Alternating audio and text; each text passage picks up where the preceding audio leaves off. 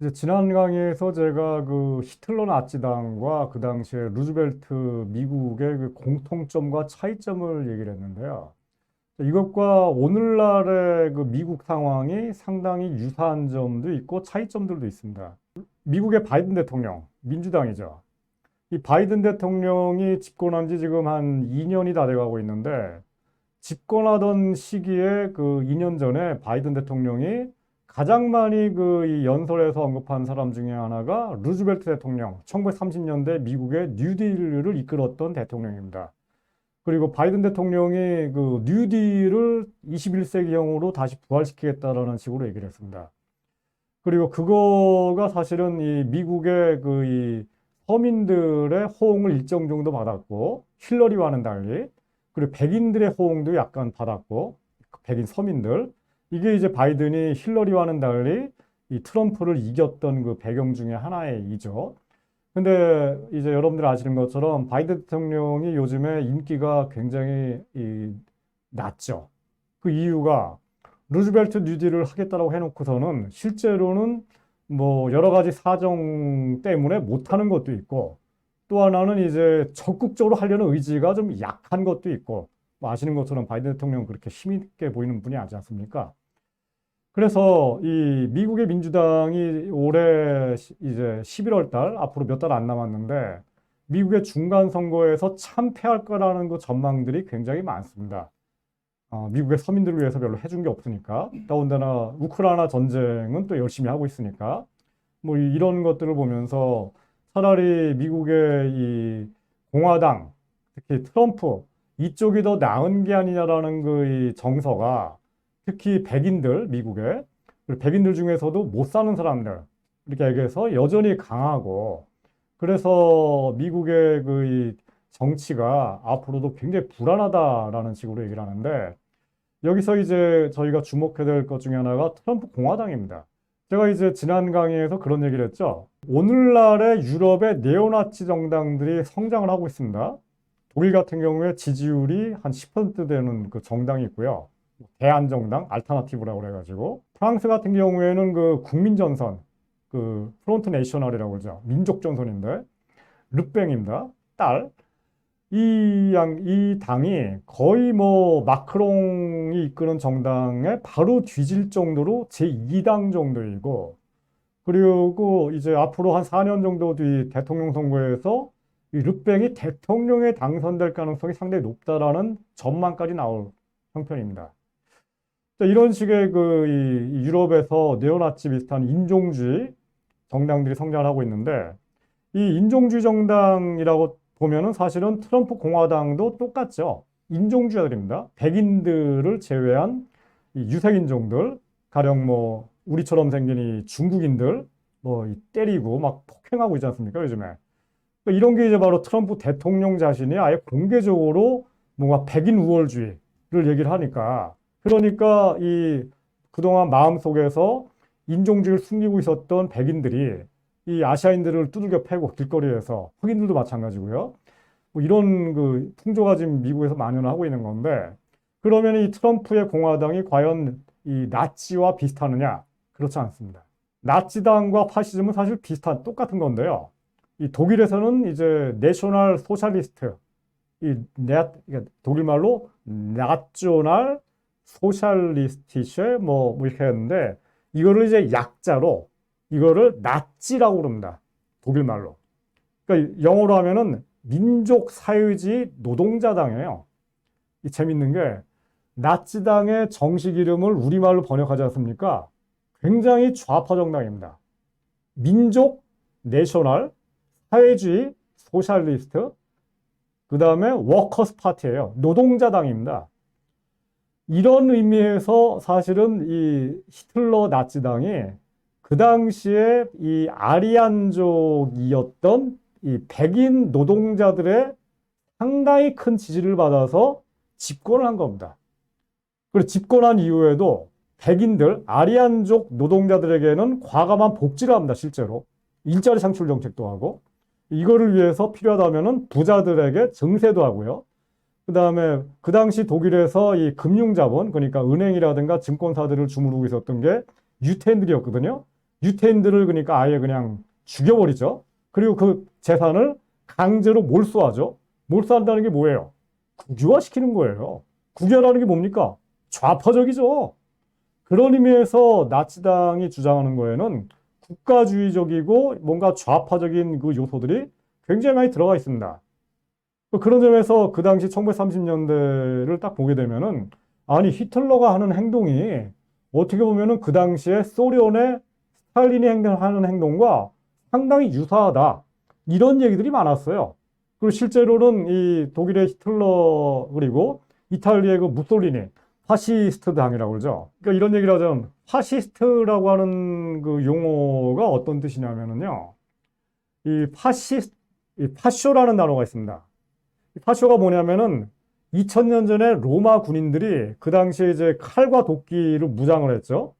이때 쉬는 시간에, 휴식 시간에 무장한 도끼들을 하나로 이렇게 엮어서 쉴 때 뭉쳐놔요. 이렇게 엮여가지고. 이게 말하자면은 이 도끼들이 엮여 있는 이 모습이 우리는 하나로 뭉쳐 있다. 뭉치면 우리가 이긴다. 이런 뜻입니다. 말하자면 파시즘이라는 거 핵심은 뭐냐면은 우리가 하나의 공동체로 묶여가지고 단결해 나가자라는 거고, 그러면 이때 얘기하는 공동체는 누구냐? 이탈리아에 있는 그 백인 공동체가 서로 묶이자. 로마 군인들처럼. 그 다음에 이제 이탈리아 파시즘 정당을 중심으로 해가지고 이탈리아가 국가주의로 나가면서 이탈리아 국가를 중심으로 해서 뭉쳐서 뭐 하는 겁니까? 로마 군인들처럼 타민족들과 타인종들을 침략해가지고 노예로 만들어서 로마 제국 때처럼 이 로마 제국을 다시 만들어서 아프리카와 뭐 지중해라든가 리비아라든가 아니면 뭐 옆에 있는 뭐 루마니아 이런 데들을 노예처럼 부려먹자. 이게 바로 이 파시즘입니다. 근데 거기에 비해서 트럼프 공화당을 보지 않습니까? 여기는 인종주의적 요소가 있죠. 그다음에 군사주의적 요소도 있죠. 하지만 없는 게 뭐냐면은 트럼프를 지지하면서 찍었던 백인 노동자들, 서민들, 돈 없는 사람들을 위해서 일자리를 국가가 창출하겠다. 이런 얘기 하나도 없습니다. 이런 그 백인 노동자들을 위해서 국가가 이 루즈벨트처럼 굉장히 관대한 복지국가를 하겠다. 이런 얘기 트럼프 절대로 안 한다. 오히려 복지를 지금 깨부수고 있죠. 그런 의미에서 또 이런 걸 하다 보니까 당연히 이 백인들만 아니라 이제 미국의 이 부유층들을 위해서 증세를 해야지만이 복지국가를 할 수가 있는데 이런 거 트럼프는 절대로 안 하겠다 합니다. 오히려 바이든 민주당이 부자 증세를 요걸 좀 많이 얘기를 하고 있고 부자들 세율을 높이겠다. 그 다음에 대기업들 세율을 높이겠다. 이런 얘기를 하고 있습니다. 이런 의미에서 사실은 미국의 이 공화당 트럼프 쪽은 제가 보기에는 유럽의 그 네오나치 정당과는 질적으로 상당히 다른 정당이고요. 이게 우리나라로 이게 돌아오게 되면 이런 얘기인데 우리나라의 국힘당 뭐 이준석 그다음에 뭐 윤석열 대통령 그리고 홍준표 그다음에 최재형 그다음 이런 분들 전부 다 여러분들 아시는 것처럼 밀턴 프리드만이 쓴 뭐 자본주의와 자유라든가 뭐 선택의 자유라든가 이런 책들을 읽고서 감화된 일종의 신보수 신자유주의자들입니다. 이게 어떻게 보면은 우리나라에서는 뭐 제가 볼 때는 우리나라의 진보 쪽에서는 다행인 게 복지국가 안 하겠다는 거거든요. 그게 뭐냐? 이 윤석열과 이 국힘당을 찍었던 청년들 중에 부잣집 청년들이 아닌 이 흑수저 청년들은 어차피 배신당하는 게 이미 다 눈에 보인다는 겁니다. 왜냐하면은 국힘당은 이 금수저들만 챙기는 정당이지 흑수저 청년들, 그 다음에 일자리 없고 그 다음에 돈 없는 그 서민들, 장년들, 노인들, 놀이 일자리를 창출하는 거 이런 거 절대로 안 하겠다는 거거든요. 그러니까 어떻게 보면 이제 제가 볼 때는 이런 트럼프 공화당의 정신을 우리나라에서 그대로 모방하는 국힘당은 앞으로 정권을 유지하기 힘들 것이다 라는 것을 저는 기대해도 되지 않겠나 생각을 합니다. 다시 1930년대와 40년대로 돌아가서 이 피케티가 이 책에서 얘기하는 거대한 전환을 얘기를 하겠습니다. 결국은 이제 우리가 다 알고 있는 세계 역사입니다. 1차 대전과 2차 세계대전이 이제 결국은 이 1차 세계대전은 특히 대영 제국에 맞섰던 이 독일과의 전쟁이었죠. 그죠? 그리고 그 과정에서 이 영국 제국주의가 무너지고 그리고 그런 과정에서 1930년대, 40년대에 영국의 식민지였던 아프리카, 아시아, 중동 이런 데서 이 독립국가를 향한 독립운동이 본격적으로 나타납니다. 아시죠? 그리고 그 과정과 연관돼 가지고 가령 1930년대 소련의 스탈린이 경제개발 5개년 계획을 시작을 하고 그 과정에서 이 소련이 2차 세계대전이 지나면서 미국에 버금가는 세계 최강대국으로 성장을 합니다. 그러니까 이런 얘기인데 1930년대부터 40년을 지나는 그 20년의 기간 동안에 전 세계 자본주의를 봤을 때 자본주의적 믿음을 갖고 있는 나라의 영역이 굉장히 많이 줄어듭니다. 일단 소련이 이탈했죠. 그 다음에 소비에트 연방이 나타났죠. 그 다음에 중국에서 모택동이 승리했죠. 그 다음에 우리나라 같은 경우에 북한이 공산화됐죠. 그 다음에 아시아 전체에서 뭔가 하여튼 여러 가지 뭐 사회주의 공산주의 운동 같은 게 나타났죠. 그 다음에 남미에도 뭔가 뭐 체게바라 이런 사람이 나타났죠. 그리고 유럽을 보세요. 유럽의 절반이 동유럽으로 넘어갔죠. 그리고 서유럽 같은 경우에도 2차 대제전 와중에 파르티잔이라고 하죠. 이탈리아의 파르티잔. 반나치 파르티잔 투쟁을 주도했던 게 주로 이탈리아 공산당, 프랑스 공산당 이런 쪽들이 굉장히 앞서면서 나섰거든요. 그런 과정에서 서유럽에서조차도 1950년대가 되면은 이 사회주의, 공산주의 정당들이 굉장히 크게 성장을 합니다. 그런 거랑 연관돼 가지고 스웨덴 같은 경우에는 이 사회주의 정당 비슷한 그 사회민주당이 집권을 1930년대부터 하는데 이게 이제 1960년대, 70년대까지 무려 40년간 단 한 번도 놓치지 않고 연속적으로 집권합니다. 이런 것이 스웨덴만 그런 게 아니라 핀란드, 노르웨이, 덴마크 여기도 굉장히 비슷한 양상이 벌어지고 여기는 뭐 프롤레타리아 독재라든가 뭐 공산주의 독재라든가 이런 것들을 하는 건 아니고 민주주의와 공화정을 유지하겠지만은 하지만 기존의 자본주의 시장 경제 질서를 자본만을 위해서 부유층들만을 위해서가 아니라 없는 사람들을 위해서 그 다음에 뭔가 그런 것들을 하기 위해서는 뭔가 혼합경제라는 건 뭐냐? 자본주의 시장 경제와 동시에 뭔가 이 동포회라든가 아니면 연대라든가 이런 뭔가 사회적 원리, 연대성의 원리에 기초한 새로운 시장 경제를 만들어 나가는 그런 것들을 했다는 거죠. 이런 과정에서 우리가 알고 있는 것처럼 1945년 전쟁이 끝난 다음에 1980년까지 한 35년, 30에서 한 40년간 이거를 이제 서구의 그 석학들은 자본주의의 황금 시대라고 얘기를 합니다. 근데 자본주의 황금 시대라는 거는 딴 게 아니라 자본주의 시장 경제 원리로만 움직이는 게 아닌 거예요. 그러니까 분명히 사회재산 제도도 있고 기업도 있고 시장 경제도 다 있는데 그 1930년대 이전처럼 사회재산 제도가 마음껏 그냥 뭐 재산권 원리에 따라 움직이는 것도 아니고 그다음에 부자 증세가 없는 이런 부자들의 낙원도 아니고 돈을 많이 버는 사람들은 거기에 비례해가지고 아니면 더 누진적으로 굉장히 많은 세금을 뜯기는 그런 체제.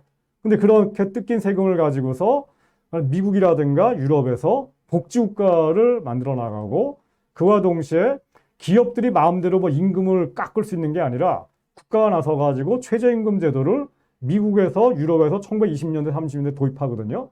그러면은 이 기업들 마음대로 보니까 임금도 못해요. 정부가 다 이게 나서가지고 뭐 노사정위원회 같은 걸 만들어서 임금을 계속 인상시키고 그리고 또 뭐 정부가 법을 만들어가지고 노동조합을 합법화시켜 나가고 그러다 보니까 이제 기업하는 사람들 입장에서는 뭔가 기업하기 힘든 그래서 1945년부터 이제 이 어떤 시대가 나타나냐면 이게 전후황금기라는 것이 가령 미국의 경우에 원래 제가 말씀드린 것처럼 미국의 경우에 루즈벨트 대통령이 1930년대부터 집권해가지고 뉴딜, 그러니까 말하자면 미국판 복지국가, 그리고 경제민주화, 노동자 활성화 이런 것들을 한 건데요. 이런 것이 1940년대 이후에는 어떻게 되냐면요. 이런 뉴딜 체제를 가지고서 미국의 서민들, 농민들, 가난한 서민들이 이 미국이라는 나라를 위해서 열심히 애국적인 감정을 가지고서 전쟁터에 나서서 열심히 싸우다 죽어간 겁니다. 그리고 미국이 세계 최강대국이 된 거죠. 전쟁 끝나면서. 이러다 보니까 미국의 공화당은 루즈벨트를 빨갱이라고 욕하고 공산당원이라고 욕하고 그랬는데 미국의 공화당도 2차 대전 이후에는 뉴딜을 수용하지 않을 수가 없는 겁니다. 루즈벨트가 얘기했던 뉴딜을 수용하지 않으면은 서민들과 농민들의 표를 받을 수가 없는 거예요. 그러다 보니까 예를 들어 가지고 1951년도에 이 미국 선거에서 트루만 대통령을 꺾고 집권한 사람이 아이젠하워인데, 이 아이젠하워가 1950년대 한 두 번 정도 대통령을 했거든요. 아이젠하워 정부 시절에도 미국 정부가 부자 증세를 계속하고요. 그리고 복지국가를 계속 늘려나가고요. 그리고 노동조합 활성화가 지속됩니다. 말하자면은 복지국가와 경제민주화가 지속된 겁니다. 이런 식으로 미국의 민주당과 공화당이 똑같이 미국의 뉴딜 정신을 지켜나가는 이런 체제, 이거를 전후 합의 체제라고 얘기합니다. 보수당이 됐건 진보정당이 됐건 간에 복지국가를 향한 지향, 경제민주화를 향한 지향에서는 정도의 차이는 좀 있을지 몰라도 서로 대체로 합의가 된 거. 미국도 마찬가지고 유럽도 마찬가지고 프랑스라든가 독일, 스웨덴 이런 데서도 보수당도 약간 이걸 건전보수라고 합니다. 건전보수당에 해당되는 이 정당들이 바로 독일의 기독교 민주당, 그 다음에 이 프랑스의 드골 대통령, 이런 사람들인데요. 이 사람들도 복지국가, 그리고 완전한 자유시장 자본주의가 아니라 뭔가 사회적으로, 공동체적으로 뭔가 합의가 되는 이런 질서자유주의라고 얘기를 합니다. 또 이런 것들이 나타났다는 거죠. 이런 과정에서 이 재분배가 활성화되니까 이 서민들이 좀 잘 먹고 잘 살게 되는 이런 세상이 나타난 거고요. 이것이 가장 발전된 시기가 바로 1960년대 말, 그리고 70년대 이때였고요. 이와 동시에 이 전 세계적으로 봤을 때는 소련과 동유럽, 그리고 중국, 북한이 이 당시에 상당한 번영을 누릅니다. 번영이라는 게 상대적인 얘기를 하지만은 그나마 어쨌든 간에 이제 이 소련이라든가 중국이라든가 북한에 있는 사람들이 굶지는 않고, 그리고 경제가 성장하고 중화학공업이 발전하고 자동차도 약간씩 일부는 굴리고 이런 시대가 되고, 그와 동시에 이 라틴 아메리카라든가 아프리카 이런 데 있었던 식민지들이 적어도 이 독립된 자주 국가를 세워나가는 이런 거 정도는 해나가면서 뭔가 이 20세기 초반에 이 제국주의와 식민주의가 지배했던 것과는 사뭇 다른 이런 세계 질서가 나타난 거죠. 좀 전에 얘기했던 것처럼 이런 거대한 전환, 정치적이고 이데올로기적인 전환, 이런 과정에서 이 국민소득의 몫이 굉장히 많이 변하는데요. 여기 보시는 편은 그 미국과 유럽만 보는 건데 1900년부터 2015년까지 115년에 걸친 변화인데요. 지난 강의에서 우리가 여러 번 본 것처럼 극적으로 변하는 시기가 1930년대, 40년대입니다. 그러니까 여기는 그 가장 잘 사는 상위 10%, 그러니까 우리나라로 치면은 5천만 명 중에서 500만 명 가장 잘 사는 이 사람들이 얼마나 많은 몫을 가져가느냐인데요. 미국, 하늘색이 미국인데, 미국의 경우에도 이 가장 잘 사는 그 10%가 1930년대까지만 하더라도 45% 정도를 가져간 겁니다. 그러니까 일반 평균보다 4.5배 더 많이 소득을 가져간 거죠. 근데 가장 낮아지는 시기가 미국 경우에는 1960년대, 70년대예요. 1970년대에는 35%까지 내려가죠. 10%가 깎인 겁니다. 근데 유럽은 더 내려가죠. 가장 많이 내려간 게 1980년이에요. 1980년에 한 28% 정도까지 내려갑니다. 가장 잘 사는 10%가 과거에는 한 50%를 가져갔는데, 5배 정도를 가져갔는데, 이제 1980년에는 한 2.7배 정도밖에 못 가져가는 겁니다. 그만큼 평등해진 거죠. 그리고 그게 이제 1940년대부터 80년까지 40년간 지속된 거고요. 근데 미국에서 1980년부터 이게 다시 격차 확대되죠. 그리고 2010년 정도가 되면은 거의 이 100년 전과 비슷한 정도로 다시 이 빈부격차가 악화되고요. 유럽의 경우에는 그와는 달리, 물론 이제 유럽의 경우에도 미국처럼 악화되는 방향으로 가긴 가지만은 1910년과 2010년을 비교했을 때 1910년에는 유럽에서 이 격차가 1910년에는 50%였는데 2010년에는 35%니까 여전히 유럽은 미국에 비해서는 불평등의 정도가 100년 전으로 회귀할 정도는 아닌 상대적으로 평등한 이런 체제가 이제 오늘날 지속이 되고 있다라고 해도 과언이 아닌 겁니다.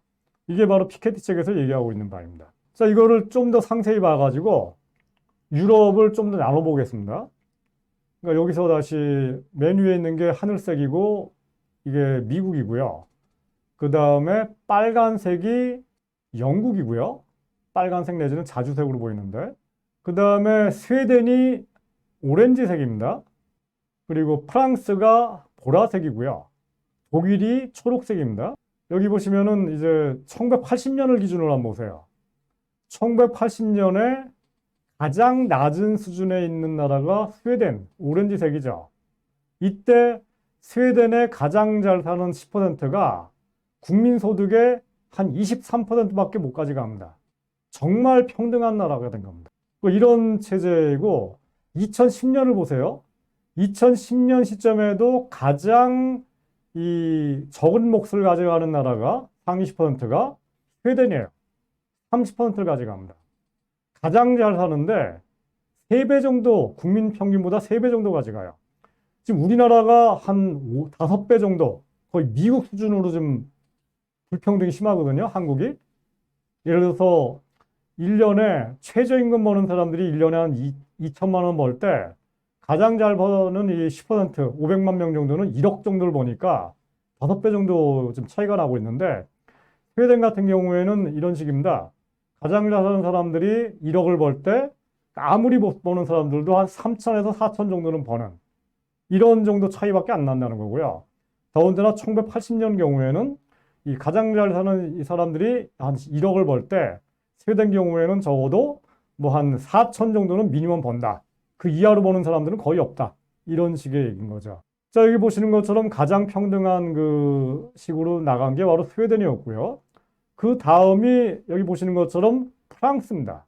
프랑스가 1930년대까지만 하더라도 이 뭐 다른 나라와 비슷하게 빈부격차가 심한 나라였다가 1940년대쯤에 이제 한번 확 줄었고 그리고 50년대, 60년대, 70년대까지만 하더라도 뭐 상대적으로 스웨덴에 비해서는 불평등한 나라, 여기 지금 보라색입니다.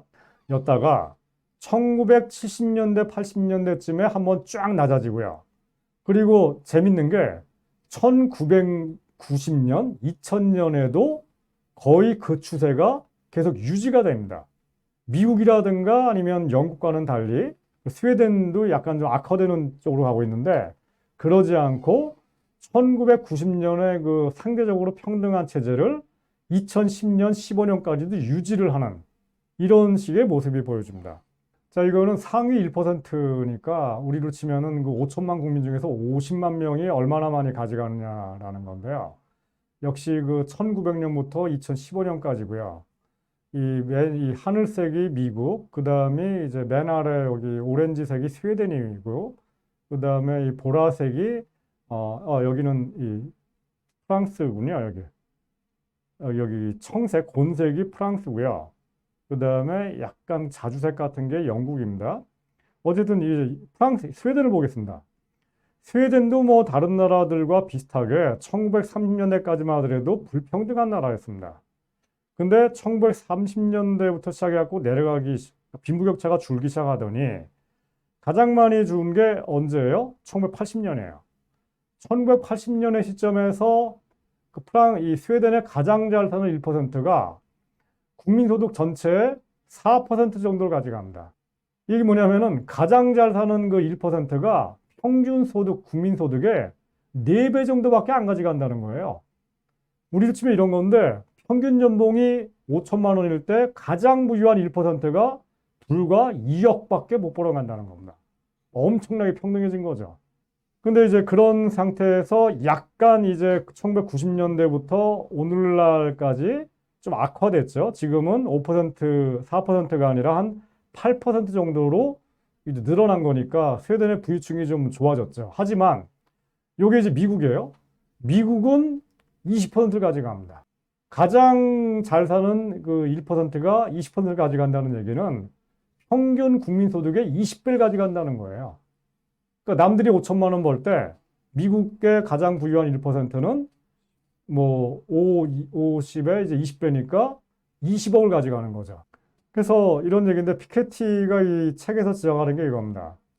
2010년에 미국의 소득 불평등은 100년 전인 1910년과 비슷했다라고 얘기를 합니다. 19세기 자본주의가 부활했다는 겁니다.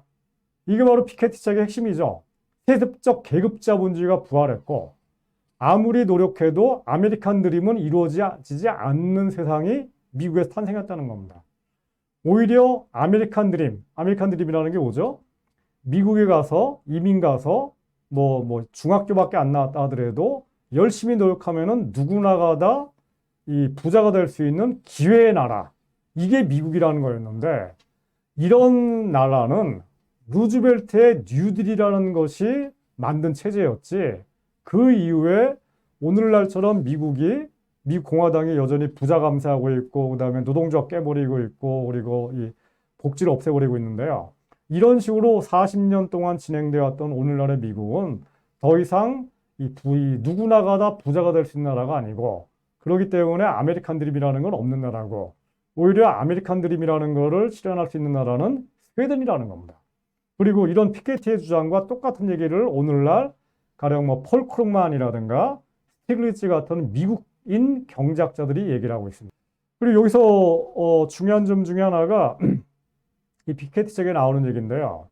2010년과 이 1910년 그 100년을 비교했을 때 미국 얘기인데요. 외형상으로는 이 오늘날 미국의 이 부자들이 재산으로부터 얻는 소득보다는 근로소득이 굉장히 많은 것처럼 보인다는 거예요. 근데 이게 굉장히 중요합니다. 우리나라하고도 연관되는 건데 이게 뭐냐면은 1910년, 100년 전이었던 1910년의 경우에는 미국의 부자들이나 유럽의 부자들이나 다 마찬가지로 열심히 뭐 취업해가지고 이런 일을 해가지고 얻는 소득 이런 사람들이 아니었고 대부분 다 뭐 빌딩주라든가 아니면 뭐 토지주라든가 이런 사람들 아니면 뭐 국채를 가져갖고 이자를 얻는다거나 이런 식의 재단 소득밖에 없는 사람들이었는데 오늘날에는 그와는 달리 미국의 가장 부유한 자들이 이 연봉을 받는다는 거예요. CEO들, 대기업의 경영자들, CEO들이라는 건데 근데 이 대기업 경영자들이 누구죠? 미국의 하버드 대학이라든가 예일 대학이라든가 뭐 MIT라든가 이런 데를 나와서 고액 연봉을 받는 가령 뭐 최고 경영자들 아니면은 관리자들 아니면 엔지니어들 이런 사람들이라는 건데 이게 바로 이제 뭐랑 연관되냐면은 좋은 학벌을 가진 거죠. 근데 100년 전에 미국의 이 부유층들은 좋은 학벌을 못 가졌거든요. 그런 의미에서 취업도 안 했고 놀고 먹는 사람들이었는데 오늘날은 학벌이 좋고 그리고 취업을 하고 있다는 거예요.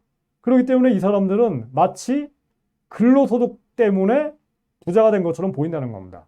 이게 피케티 책의 핵심 중에 하나인데 오늘날의 세습자본주의 핵심 중에 하나가 일종의 브라만자파라고 합니다. 이 피케티는 한국에서는 이거를 강남자파라고 하죠.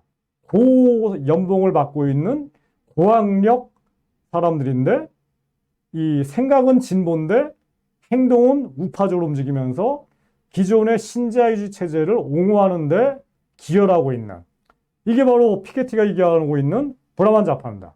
여기 우리나라에서 이제 큰 논란이 벌어지고 있는 거고요. 자, 이 브라만자파, 강남자파 현상과 연관되는 것이 능력주의, 뭐 학벌주의 이데올로기고요. 이 능력주의를 비판하는 그 미국의 철학자가 그 마이클 샌델이고, 그리고 우리나라 같은 경우에는 더군다나 미국보다 더 심한 학벌주의가 있는 거 아닙니까? 그런 의미에서 우리나라 같은 경우에 브라만자파 내지는 강남자파라는 현상이 미국보다 더 심한 나라라고 볼 수가 있는데 이것이 이제 우리나라와 미국에서 어떤 양상으로 나타나는지 이거에 대해서는 제가 다음 강의에서 말씀드리도록 하겠습니다.